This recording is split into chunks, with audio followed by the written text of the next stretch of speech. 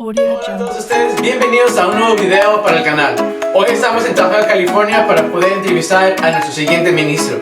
Y lo que hace este ministro es algo muy diferente a los demás que hemos entrevistado. Por favor, quédense y vean lo que Dios hace a través de este hombre y qué hace este pastor único en su obra de ser pastor. Bueno, aquí estamos con el siguiente ministro para el canal. Él es el pastor Tahoma Church of the Nazarene y Luz de las Naciones, Iglesia Nazareno, el pastor Otoniel Flores. Pastor, muchísimas gracias por aceptar estar en esta entrevista. Amén, amén. Gracias. Es un honor estar con ustedes, hermanos. Gracias. Y poder saludar a todos los que están en el canal.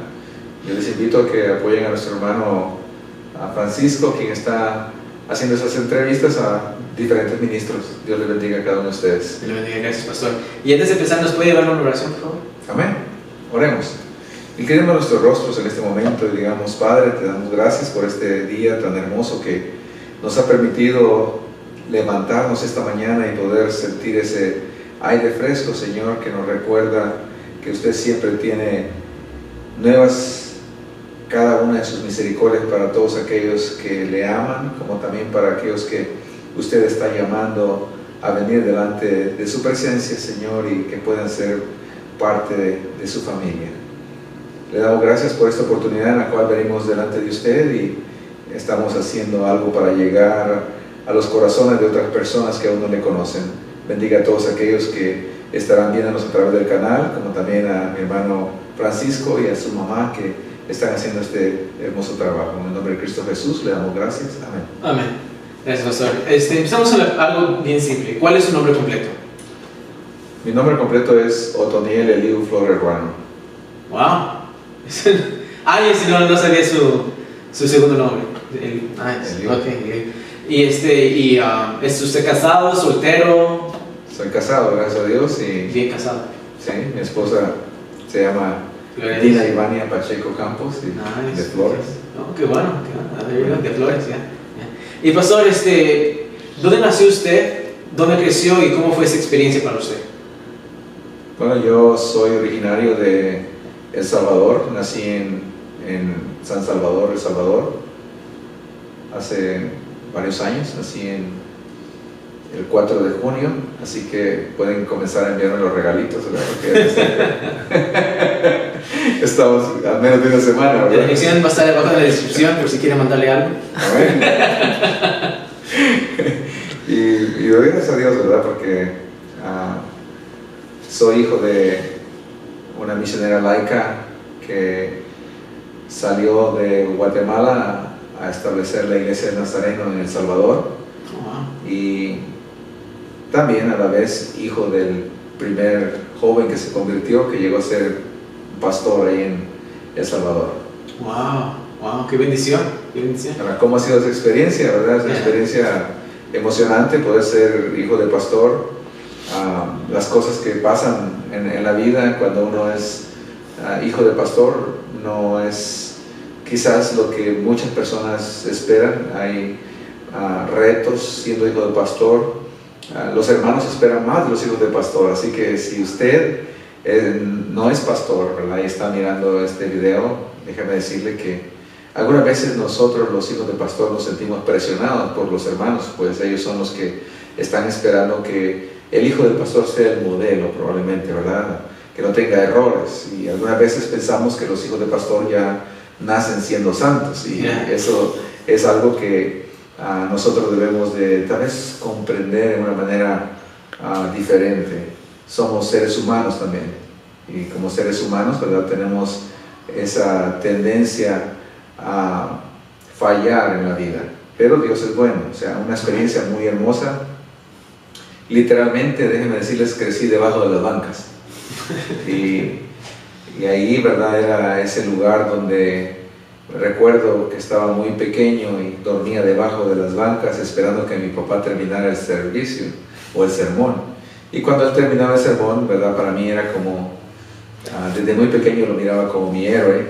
Corría abrazado de las piernas, y en medio de sus piernas escuchaba sus conversaciones cuando hermanos y hermanas se acercaban después del sermón a pedir un consejo.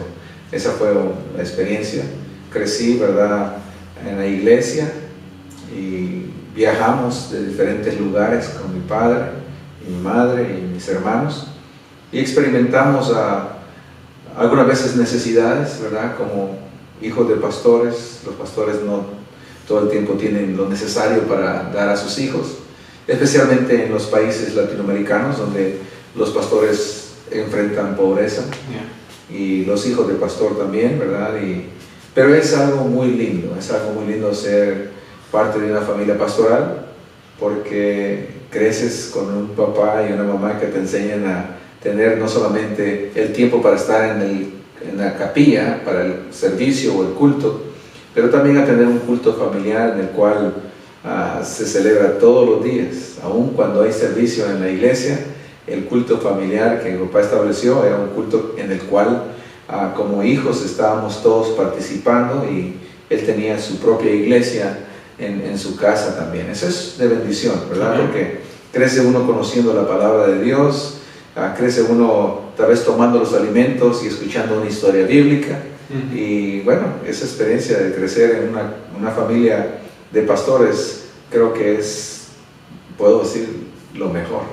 Gloria a Dios. Porque cuando hay escasez, cuando falta algo, ser hijo de pastor, se te olvida que hay hambre. Se te olvida que no hay suficiente para la casa, pero lo tienes todo porque tienes a Cristo en tu hogar. Y díganos, ¿cómo llegó usted a los pies de Cristo? Porque sabemos de que aunque seamos hijos de pastor, tenemos que tener ese encuentro personal con el Señor. Ese es algo que nosotros, ¿verdad?, como los seres humanos debemos de experimentar en la vida.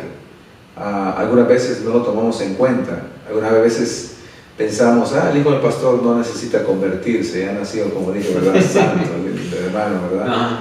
Y cuando los hijos del pastor cometen errores, entonces, bueno, errores o pecados, ¿verdad? Porque comienza a una edad donde el joven comienza a pecar y llega a la adolescencia, y es ese momento cuando algunas personas no se dan cuenta que los hijos de los pastores comienzan a descubrir su propia identidad.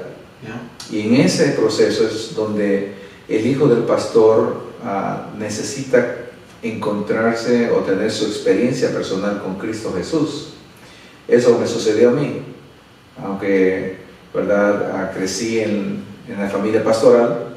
Llegó el momento en el cual estaba buscando mi propia vida, o sea, quería hacer algo para mí mismo, para mi futuro, y en ese periodo es cuando llegó el momento en el que me desconecté de Cristo Jesús, donde ya verdaderamente necesitaba tener una experiencia con Él. Y bueno, eso me llevó a 9 años en los cuales necesité buscar del Señor, pero los 9 años esos los pasé sin Cristo, hasta un día, ¿verdad?, creo que fue el 6º año, cuando me arrodillé al Señor y le dije: Señor, si me bendices, te prometo que te voy a servir. Y Dios es fiel. Él me bendijo, multiplicó de una manera extraordinaria lo que tenía, y bueno, llegué a tener lo que había querido, pero al no servir al Señor, Él, ¿verdad?, no se quedó con las palabras que yo había dicho. Él las tomó en serio, y 3 años después de haber tenido lo que nunca tuve en mi vida, el Señor hizo un milagro, me quitó todo. Ese milagro me trajo a sus pies. Es por ese milagro en el cual el Señor quitó lo que tenía, lo que me estorbaba, que me hizo venir a los pies de Cristo Jesús. ¿Y cómo fue que sintió usted llamado para ser un siervo de Dios como pastor? Bueno, el llamado es algo que algunas veces nosotros pensamos que vamos a oír esa voz así, ¿verdad? Otoniel, vas a ser pastor. Esperamos que esa voz venga así del cielo y escucharla y decir: ¿a dónde está, Señor? Y nosotros poder decir, ¿verdad? Sí, aquí estoy, o heme aquí, como lo dijo Isaías, ¿verdad? Pero recuerdo que fue a la edad de unos 3 años y medio, cuando escuché de mi padre la primera vez que él dijo: hijo, tú vas a ser un pastor como yo. En esa oportunidad recuerdo que lo único que hice fue curar una herida que mi padre tenía en la ceja, y estábamos debajo de un automóvil. Mi papá es mecánico él, y de profesión, pero también pastor, entregado al Señor. Y ese día se lastimó la ceja y comenzó a sangrar y yo corrí a traer algo para curarlo. Y en ese momento cuando regresé dijo, hijo, tú vas a ser un pastor como yo. Y yo dije, ¿qué? Y no sé, como que a esa edad de 3 años y medio me asusté y salí corriendo. Pero eso, ¿verdad?, quedó probablemente en mi mente. A los años que siguieron, mi papá salió a estudiar al seminario Sendas en Costa Rica, y mientras estudiaba recuerdo que había noches en las cuales él servía como un vigilante y tenía que pasar con un reloj marcando las llaves por todo alrededor del seminario. Y recuerdo que le pregunté un día, papá, ¿por qué tienes que marcar cada llave? ¿Por qué no vamos de una vez a marcar la última? Y dijo, no, hijo, esto lo hacen para saber que nosotros caminamos y vigilamos todo el tiempo. Era una manera, ¿verdad?, de enseñar a los pastores a vigilar. Y como hijo de pastor yo me iba y andaba caminando todo el tiempo con mi papá de noche. Y eso es lo que me hizo llegar a ser como él. Caminar con mi padre, ¿verdad?, en esas noches oscuras en las cuales lo único que mirábamos era las estrellas, ¿verdad? Y escuchamos el sonido de animales en la noche alrededor del seminario. Pero formó algo en mí. Después él me llevó a evangelizar con él. Tenía apenas ayer en la noche, por cierto, estaba platicando con él y me dijo, hijo, tú tenías 7 años cuando comenzaste a evangelizar.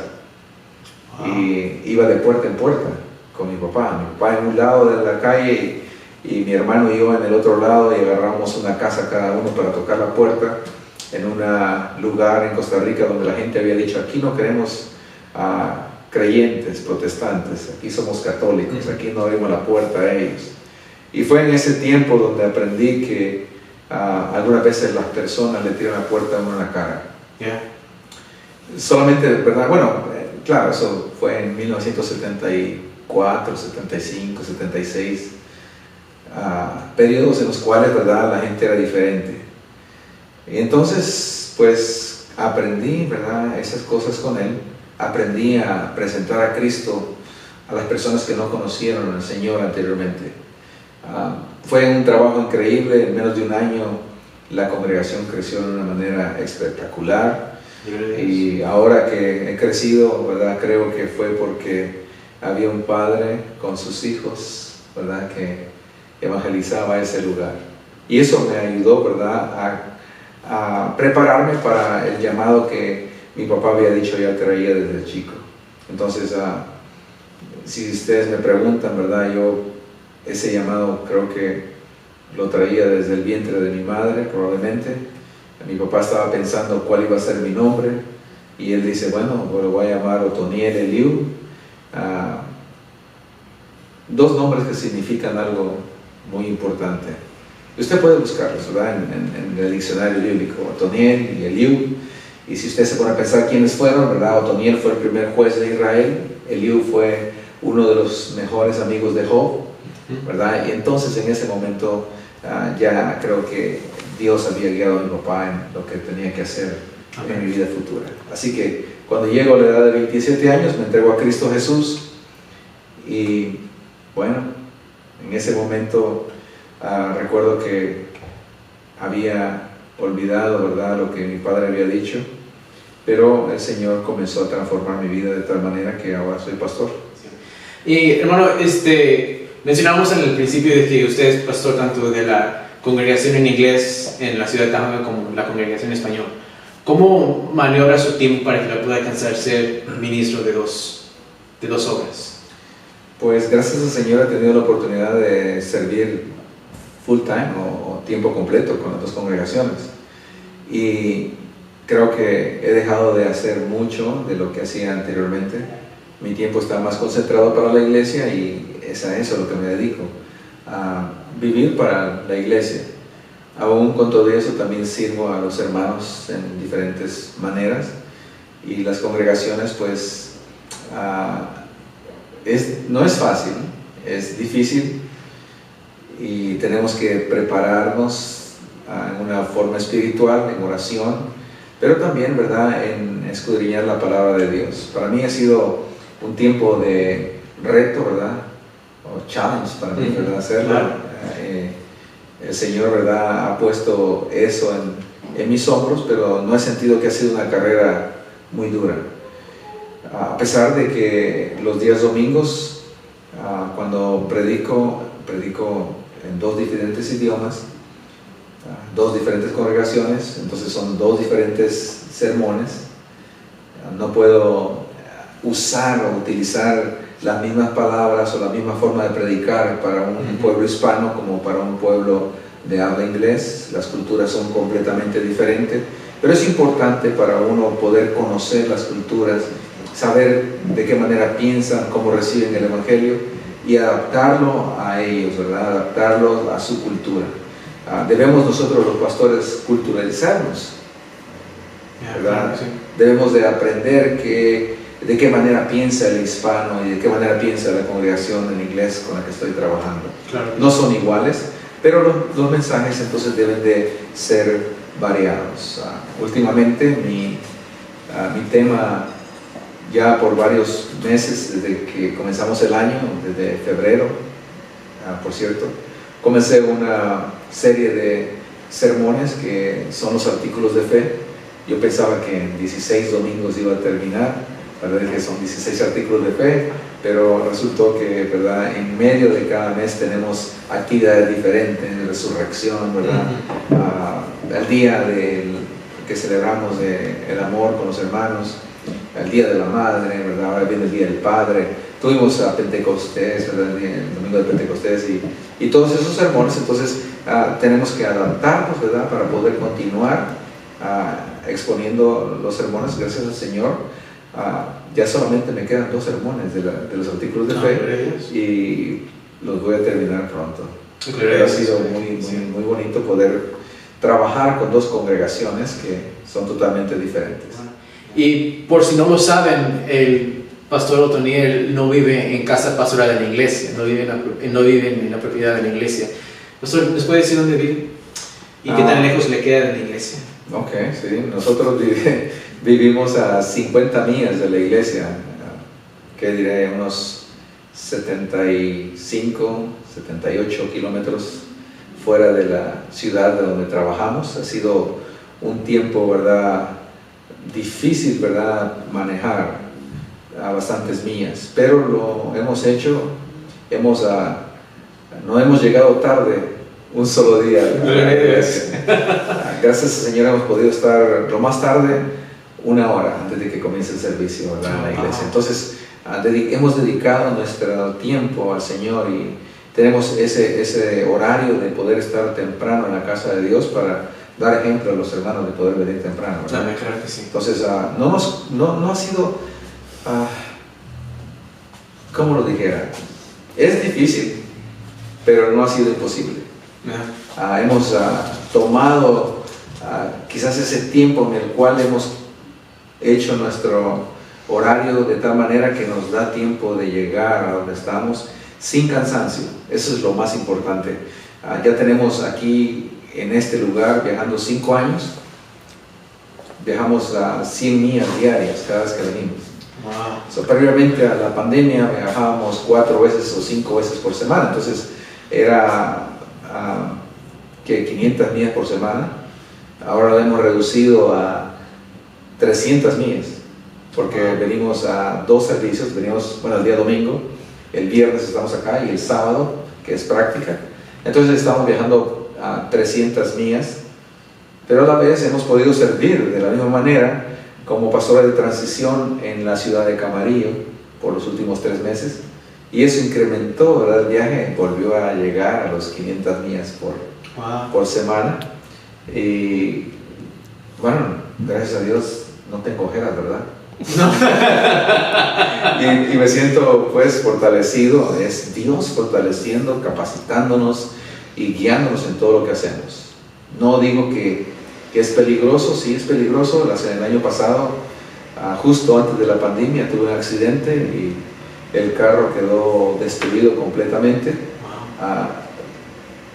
Ese día aprendí algo, hermano. Déjame comentarte esto, ¿no? Sí, es muy bonito. Aprendí algo ese día. Aprendí que algunas personas dicen: en último momento me salvo. No, no hay tal cosa como eso. Lo único que alcancé a ver yo cuando me accidenté viajando a 70 millas por hora fue un humito y una luz blanca. El humito es de la bolsa de aire que explota. Wow. Y la luz blanca era completamente la bolsa de aire frente a mí. Y ya, se había acabado. En ese momento es cuando puedo decir que debemos de estar preparados para viajar con Cristo en cualquier momento. Amén. Y eso es lo que predicamos en esta iglesia, ¿no? Vivir una vida de santidad, una vida en la cual yo pueda decir, Señor, yo sé que si hoy voy a tu presencia. Amén. Claro que Y sí. entonces, ¿verdad? Es peligroso viajar bastante tiempo, pero aún con todo eso le doy gracias a Dios por el habernos, o el haberme permitido, porque estaba viajando solo, el haberme permitido pues, estar aquí con ustedes el día de hoy. Gloria a Dios, o sea, de veras, eso es gloria a Dios. Y creo que sus viajes, su distancia, si no hagamos nada más de esa entrevista, es de entender de que el siervo de Dios debe ir no donde uno quiere, sino donde Dios le llama. Y yo creo que Pastor usted ha hecho esa reflexión muy bien y muy bien dada, un buen ejemplo, pero no nada más para nosotros, sino para los que ven. Y Para todos ellos, ¿verdad? Sí, también, para todos ellos. A usted que está llegando, sí. Exactamente. No quiero apuntar, pero es verdad. Le agradecemos, Pastor, por ese esfuerzo que usted ha hecho, que son personas con ese esfuerzo y ese corazón que han sacado la palabra de Dios para adelante para muchos otros lugares. Le agradecemos por su dedicación. Gracias. Y Pastor, respecto al COVID-19, ¿cuál fue la reacción de su iglesia y cómo fue la transición de hacer la iglesia antes del COVID a entrar al COVID? Bueno, ha sido una transición muy rápida, una experiencia tremenda, ¿verdad? Terrible, prácticamente, ¿verdad? Gracias al Señor, estaba estudiando cuando utilizábamos, bueno, no utilizábamos Zoom para nosotros, pero lo utilizábamos para otros compañeros que estaban fuera del área de la escuela. Entonces ellos se conectaban a través de Zoom. Entonces comencé a ver que era muy interesante la forma en la cual podíamos interactuar con las personas, y yo siempre iba a ver cómo lo hacían. Entonces pregunté cuando surgió la pandemia, ¿no? Un día lunes dijeron, bueno, se cierra todo, las iglesias van a estar cerradas, y en ese momento también cerraron los aeropuertos, y bueno, una cuarentena tremenda, ¿no? Y con la mente un poco, voy a decir esto, pero yo quiero que usted comprenda que el ser humano, aún siendo pastor, le llegan estos momentos, ¿verdad? Especialmente cuando se trata de la familia. Se turba uno del corazón, de la mente. Mi esposa estaba en un viaje misionero con el superintendente y un grupo de hermanos que fueron a Perú, y cerraron todos los aeropuertos. Entonces ella se tuvo que quedar en el Perú, y yo estaba aquí al frente de la iglesia esperando que, ¿verdad?, los días que iba a estar allá iban a ser cortos, y luego iba a regresar y todo iba a estar normal. Ella era la líder de alabanza, es la líder de alabanza. Entonces estaba yo en ese momento preocupado, ¿verdad?, turbado prácticamente, porque llegan los pensamientos a nuestro, ¿verdad?, a nosotros en ese momento, pensamientos que, wow, ¿qué va a pasar ahora? Ella está en el Perú, se quedó atrapada acá, yo me quedo aquí, y entonces la palabra del Señor, y uno será tomado y el otro será dejado, y entonces estamos en los últimos días. ¿Qué pasó, Señor? ¿Verdad? Y al mismo tiempo la iglesia, ¿qué hago con la iglesia? Y no tengo mucho tiempo, ya llega el miércoles, ya viene, y tenemos estudio bíblico, día miércoles de oración, ¿y qué voy a hacer? Los hermanos no van a estar en la iglesia, ¿verdad? Pero estoy preocupado porque mi esposa está en el Perú, atrapada allá, y yo estoy aquí solo sin poder comunicarme con ella. En ese momento es cuando el Señor le habla a uno: Otoniel, Zoom, hijo mío, te estoy olvidando Zoom. En ese momento rápido entro, ¿verdad?, a suscribirme a Zoom, y me suscribí a Zoom, ¿verdad?, sin preguntar a la iglesia, y yo estaba pensando, este es el momento en el cual, ¿verdad?, la iglesia necesita de un pastor.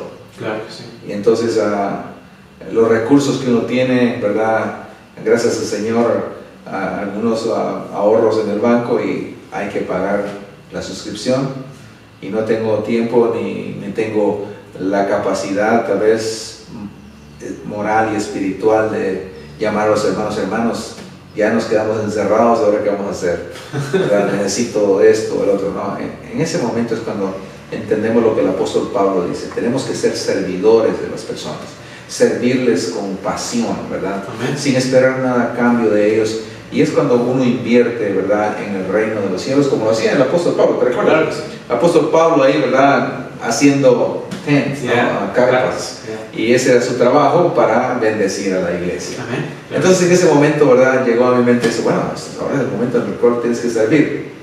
Y bueno, Zoom llegó ahí a mi casa. Y en ese miércoles envié el link y comencé a explicar a los hermanos cómo usar Zoom.